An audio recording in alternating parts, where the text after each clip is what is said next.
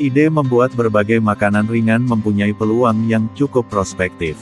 Sebab, permintaan akan makanan ringan selalu bertambah dari hari ke hari.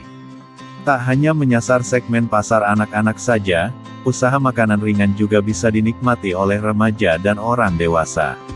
Saat ini memang jenis bisnis makanan ringan semakin beragam. Mulai dari keripik, siomay, batagor, dan sebagainya. Anda pun bisa membuat ide bisnis baru karena peluangnya terbuka lebar. Apabila tertarik, ada beberapa hal yang mesti Anda perhatikan. Mulai dari membuat persiapan, merencanakan secara matang, melakukan riset dan analisis pasar, dan sebagainya. Anda pun harus mencari tahu jenis makanan ringan apa dengan permintaan pasar tinggi tetapi produsennya terbatas. Untuk memulai usaha makanan ringan diperlukan ketekunan serta manajemen yang sesuai. Supaya bisa sukses, silakan simak video berikut ini.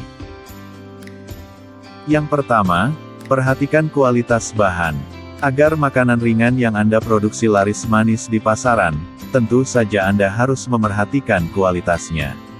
Kualitas produk tergantung dari bagaimana proses pengolahan, bahan yang digunakan, serta cara pengemasan.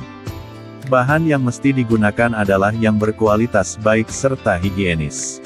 Selain itu, pastikan bahan tersebut aman untuk dikonsumsi.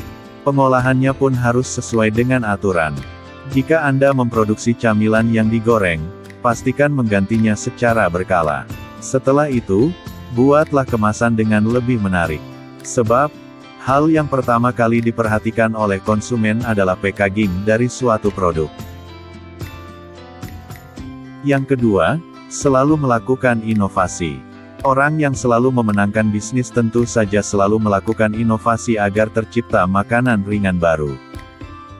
Dengan adanya inovasi, maka produk yang Anda miliki menjadi berbeda dengan produk lainnya. Akan mudah bagi konsumen untuk melihat ciri khas produk Anda. Yang ketiga, menciptakan relationship dengan pelanggan.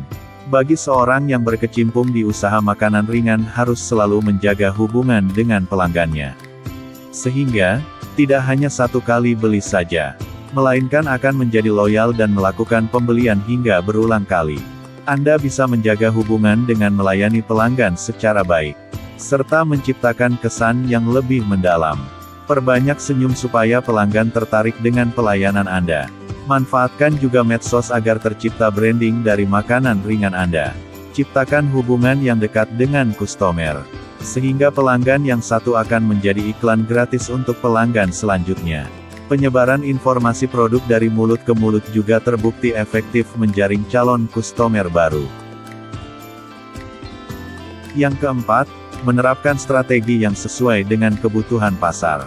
Selain menciptakan relationship, strategi yang tepat harus diterapkan sehingga perkembangan usaha akan lebih maju. Bangunlah strategi penjualan yang lebih tepat dan bisa membaca pasar, sehingga peningkatan penjualan dapat terjadi. Beberapa strategi yang dapat Anda lakukan saat memulai usaha makanan ringan adalah menambah bobot makanan, memberikan diskon, memberi harga promo, serta memberi sampel produk secara gratis. Yang kelima, harus lebih visioner. Seorang pengusaha makanan ringan juga harus memiliki pemikiran ke depan. Tak hanya itu saja, pengusaha juga harus mempunyai pikiran yang positif. Perjalanan bisnis menuntut seseorang untuk melayani pelanggan dengan sebaik-baiknya. Pikiran yang positif akan membuat Anda lebih tenang. Untuk itu, Anda harus menjauhi pemikiran yang sempit dan negatif. Yang keenam, lihat peluang. Pada saat ingin memulai bisnis makanan ringan kita harus melihat peluang jenis produk apa yang disukai banyak orang. Kemudian pesaing yang menjual makanan yang sama dengan yang akan kita buat. Tentu jika pesaingnya tidak ada maka bisnis makanan ringan kita akan laku. Yang ketujuh, pastikan makanan yang dibuat mudah. Nah ini juga yang menjadi pertimbangan ketika ingin memulai bisnis makanan ringan. Kita harus ketahui apakah dari segi tenaga bisnis ini kan menguntungkan. Dalam artian proses pembuatannya tidak memakan waktu yang cukup lama. Yang kedelapan, Catat setiap pengeluaran dan pemasukan dengan rinci. Dari mana Anda mengetahui untung atau rugi dari sebuah bisnis jika Anda tidak melakukan pencatatan pada setiap pengeluaran dan pemasukan dari bisnis Anda? Anda bisa menggunakan pembukuan manual jika Anda baru memulai usaha. Namun jika Anda sudah memiliki skala usaha menengah ke atas, penggunaan software akuntansi adalah solusi untuk optimalisasi pembukuan secara menyeluruh. Hal ini penting, karena semakin besar sebuah bisnis, Anda membutuhkan waktu lebih banyak untuk merencanakan bisnis yang lebih terarah. Nah, itu dia beberapa tips untuk kalian yang ingin membuka usaha kuliner. Semoga sukses selalu dan jangan lupa semangat.